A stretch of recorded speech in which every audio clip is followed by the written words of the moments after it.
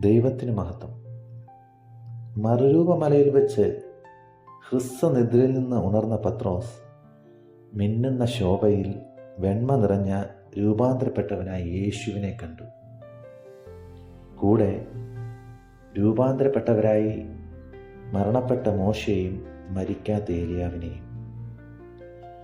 ദിവസങ്ങൾക്ക് മുൻപ് ജീവനുള്ള ദൈവത്തിൻ്റെ പുത്രനായ ക്രിസ്തുവാണ് യേശുവെന്ന് വെളിപ്പാട് ലഭിച്ച പത്രോസ് ഇപ്പോൾ 3 കുടിലുകൾ പണിയാം എന്ന് വെളിവുകേട് പറഞ്ഞു.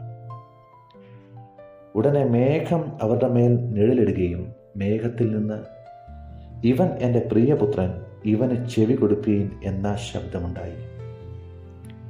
അതെ, മോശയുടെയും ഏലിയാവിൻ്റെയും കൂടെ യോജിപ്പിച്ച് ചേർക്കാവുന്ന ഒരുവനല്ല യേശു ക്രിസ്തു.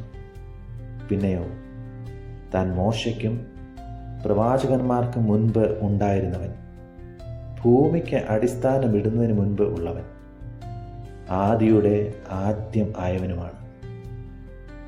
പ്രസ്തുത മഹത്വം ദർശിച്ച യോഹന്നാൻ സുവിശേഷ രേഖ ആരംഭിച്ച് എഴുതുകയുണ്ടായി. ആദിയിൽ വചനമുണ്ടായിരുന്നു, വചനം ദൈവമായിരുന്നു, വചനം ദൈവത്തോടു കൂടെയായിരുന്നു. നമ്മുടെ ജീവിതത്തിലും ഏതെങ്കിലും ലോക ദേവന്മാരുടെ കൂടെയോ വ്യക്തികളുടെ കൂടെയോ സ്ഥാനങ്ങളുടെ കൂടെയോ യോജിപ്പിച്ച് ആദ്യ സ്ഥാനം നൽകി ചേർക്കാവുന്നവനല്ല നമ്മുടെ ദൈവം. ഏക സ്ഥാനത്തിന് ഉടമയായ മഹാദൈവമാണ് യേശു ക്രിസ്തു. നമ്മുടെ ജീവിതത്തിൽ യേശു ക്രിസ്തുവിന് ഏക സ്ഥാനം ഉണ്ടായിരിക്കട്ടെ. ആമേൻ.